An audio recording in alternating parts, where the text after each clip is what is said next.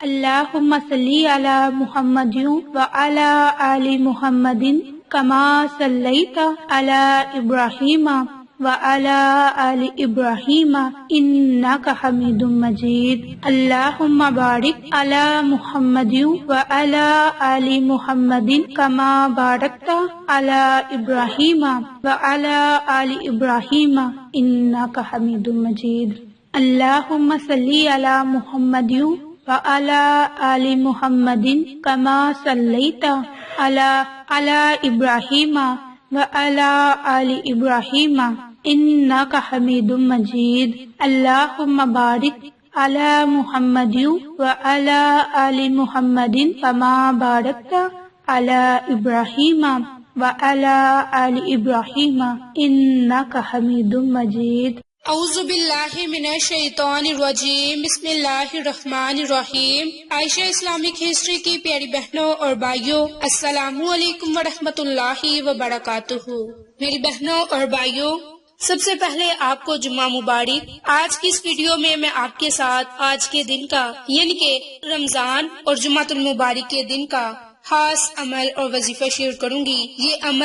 یہ وظیفہ آپ نے رمضان المبارک کے ہر جمعہ کے دن کرنا ہے۔ انشاءاللہ اس عمل کی برکت سے آپ کو بہت سے فائدے حاصل ہوں گے۔ آپ اس عمل کو، اس وظیفے کو کامل یقین کے ساتھ کریں، انشاءاللہ بہت سے فائدوں سے آپ مستفید ہوں گے۔ حضرت ابو ہریرہ بیان کرتے ہیں کہ رسول اللہ صلی اللہ علیہ وآلہ وسلم فرمایا کرتے تھے کہ 5 نمازیں اور ایک جمعہ سے دوسرا جمعہ پڑھنا اور ایک رمضان کے روزے کے بعد دوسرے رمضان کے روزے رکھنا اور ان کے درمیان واقع ہونے والے گناہوں کے لیے کفارہ بن جانا جب تک گناہ کبیرہ کا ارتکاب نہ کرے۔ باحوالہ امام مسلم ترمذی۔ میری بہنوں اور بھائیوں، اسی طرح حضرت ابو ہریرہ بیان کرتے ہیں کہ نبی پاک صلی اللہ علیہ وآلہ وسلم نے ارشاد فرمایا، جس شخص نے اچھی طرح سے وضو کیا، پھر جمعہ پڑھنے آیا اور خاموشی کے ساتھ غور سے خطبہ سنا، اس کے لیے اس جمعہ سے لے کر گزشتہ جمعہ تک اور 3 دن زائد کے گناہ معاف کر دیے جائیں گے۔ فرمایا، جس شخص نے کینکریاں چھوئی یعنی دھیان سے خطبہ نہ سنا بلکہ کینکریوں سے کھیلتا رہا تو اس نے فضول کام کیا۔ باحوالہ امام مسلم۔ حضرت ابو ہریرہ سے روایت ہے کہ رسول اللہ صلی اللہ علیہ وآلہ وسلم کا ارشاد ہے کہ سب سے بہترین دن جس میں سورج طلوع ہوتا ہے جمعہ کا دن ہے۔ اسی دن حضرت آدم علیہ السلام پیدا کیے گئے، اسی دن حضرت آدم علیہ السلام جنت سے نکالے گئے اور اسی دن وہ جنت سے زمین پر اتارے گئے۔ باحوالہ امام مسلم، ترمذی اور نسائی۔ حضرت عمر بن شعیب اپنے باپ اور اپنے دادا سے روایت بیان کرتے ہیں کہ نبی پاک صلی اللہ علیہ وآلہ وسلم نے ارشاد فرمایا کہ جمعہ کے دن فرشتوں کو مساجد کے دروازوں پر بھیج دیا جاتا ہے اور وہ لوگوں کی آمد لکھتے رہتے ہیں۔ جب امام آ جاتا ہے تو قلم روک لیے جاتے ہیں اور رجسٹر بند کر دیے جاتے ہیں۔ فرشتے ایک دوسرے سے کہتے ہیں کہ فلاں آدمی کو جمعے میں آنے سے کس نے روکا ہے؟ پھر کہتے ہیں، اے اللہ، اگر وہ گمراہ ہے تو اسے ہدایت دے، اگر وہ بیمار ہے تو اسے شفا دے، اگر وہ تنگ دست ہے تو اسے دولت مند بنا دے۔ باحوالہ امام نسائی۔ میری بہنوں اور بھائیوں، یہ تھے جمعۃ المبارک کے دن کی مختصر سی فضیلت، برکات جو ابھی میں نے آپ کے ساتھ شیئر کی۔ آج کا عمل، آج کا وظیفہ خاص طور پر رمضان المبارک کی رمضان کے دن کا عمل اور وظیفہ ہے، اور یہ عمل، یہ وظیفہ آپ نے آج جمعہ کے دن نماز عصر ادا کرنے کے بعد اسی جگہ جائے نماز پر بیٹھ جانا ہے اور اس عمل کو، اس وظیفے کو کرنا ہے۔ انشاءاللہ اس عمل کی برکت سے اللہ رب العزت کی ذات آپ کی تمام تر تنگدستیوں کو ختم فرمائے گی، آپ کی تمام دلی مراد پوری ہوں گی۔ آپ اللہ رب العزت کی ذات سے جو دعا مانگیں گے وہ دعا ضرور قبول ہوگی۔ آج کا یہ عمل، آج کا یہ وظیفہ خاص طور پر حاجت کو پورا کرنے کے لیے ہے۔ اگر آپ کی 80,000 حاجتیں بھی ہیں تو آپ اس عمل کو، اس وظیفے کو کر کے اللہ رب العزت کی ذات سے دعا مانگے، اللہ رب العزت کی ذات آپ کی تمام تر حاجتوں کو پورا فرمائے گی، آپ کی دلی مراد پوری ہوگی۔ حضرت جبریل علیہ السلام نے دعا کی کہ ہلاک ہو جائے وہ شخص جس کو رمضان کا مہینہ ملے اور وہ اپنی بخشش نہ کروا سکے، جس پر حضرت محمد مصطفیٰ صلی اللہ علیہ وآلہ وسلم نے آمین فرمایا۔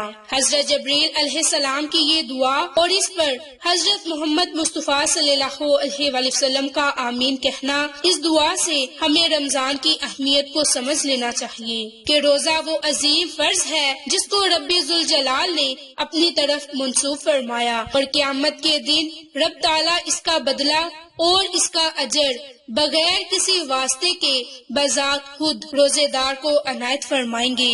خداوند عالم نے اپنے بندوں کے لیے عبادات کے جتنے بھی طریقے بتائے ہیں، ان میں کوئی نہ کوئی حکمت ضرور پوشیدہ ہے۔ نماز اللہ کے وصال کا ذریعہ ہے، اس میں بندہ اپنے معبود حقیقی سے گفتگو کرتا ہے۔ روزہ بھی اللہ تعالیٰ سے لو لگانے کا ایک ذریعہ ہے۔ حدیث مبارک میں ہے کہ رمضان اللہ کا مہینہ ہے، جس سے پتہ چلتا ہے کہ اس مبارک مہینے میں رب ذوالجلال کا خصوصی تعلق ہے، جس کی وجہ سے یہ مبارک مہینہ دوسرے مہینوں سے ممتاز اور جدا ہے۔ حضرت جابر رضی اللہ عنہ سے روایت ہے کہ رسول اللہ صلی اللہ علیہ وآلہ وسلم کا فرمان ہے کہ میری امت کو ماہ رمضان میں 5 چیزیں ایسی عطا کی گئی جو مجھ سے پہلے کسی نبی کو نہ ملی۔ پہلی یہ کہ جب رمضان المبارک کی پہلی رات ہوتی تو اللہ تعالیٰ ان کی طرف رحمت کی نظر فرماتا، اور جس کی طرف اللہ کی رحمت کی نظر فرما دے اسے کبھی بھی عذاب نہ ہوگا۔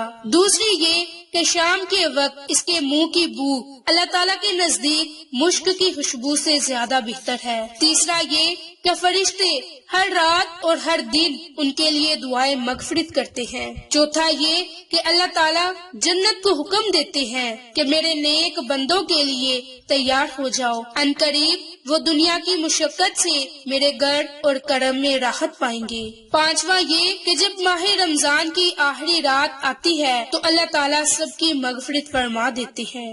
رمضان کے اس مبارک مہینے کی ان تمام فضیلتوں کو دیکھتے ہوئے مسلمانوں کو اس مبارک مہینے میں عبادت کا خاص اہتمام کرنا چاہیے اور کوئی لمحہ بھی ضائع نہیں کرنا چاہیے۔ اس ماہ مبارک میں ایسے انداز میں عبادت کو فرض کے طور پر متعین فرما دیا گیا کہ انسان اس عبادت کے ساتھ اپنی تمام ضروریات اور مصروفیات بھی رکھ سکتا ہے اور عین اسی خاص طریقے سے عبادت میں مشغول ہو سکتا ہے۔ ایسی خاص طریقے کی عبادت کو روزہ کہا جاتا ہے، جسے اس ماہ میں فرض فرما دیا گیا۔ روزہ ایک عبادت ہے کہ انسان روزہ رکھ کر اپنے ہر کام کو انجام بھی دے سکتا ہے۔ روزہ رکھ کر سنت، حرافت اور تجارت اور زیارت ہر کام بخوبی احسن انداز میں کر سکتا ہے، اور پھر بڑی بات ہے کہ ان کاموں میں مشغول ہونے کے وقت بھی روزے کی عبادت روزے دار سے بے تکلف خود بخود صادر ہوتی رہتی ہے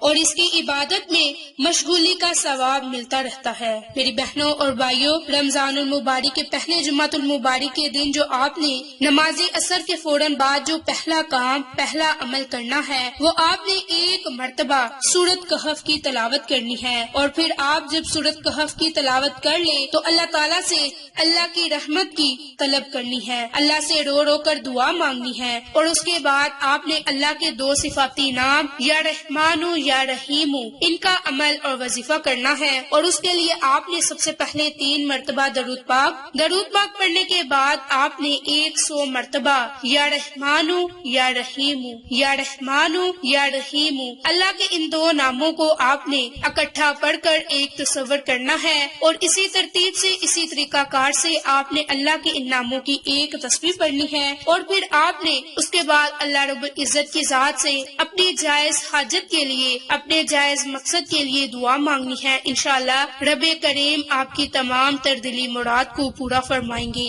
یہ عمل، یہ وظیفہ آپ نے نماز جمعہ ادا کرنے کے فوراً بعد اسی جگہ جائے نماز پر بیٹھ کر، یا پھر نماز عصر ادا کرنے کے بعد اسی جگہ جائے نماز پر بیٹھ کر اس عمل کو، اس وظیفے کو کرنا ہے۔ انشاءاللہ اللہ رب العزت کی ذات آپ کی تمام تر حاجتوں کو پورا فرمائے گی۔ اگر آپ اس عمل کو، اس وظیفے کو کامل یقین سے کریں گے گے تو آپ کو بہت سے فائدے ہوں گے۔ اگر آپ کسی شک کی بنیاد پر اس عمل کو، اس وظیفے کو کریں گے تو آپ کو عمل کرنے کا کوئی فائدہ نہیں ہوگا۔ اس لیے آپ کامل یقین کے ساتھ اس عمل کو، اس وظیفے کو کریں، انشاءاللہ بہت سے فائدوں سے مستفید ہوں گے۔ آپ کو ہماری ویڈیوز پسند آئیں تو اسے لائک، شیئر اینڈ سبسکرائب کریں۔ جزاک اللہ۔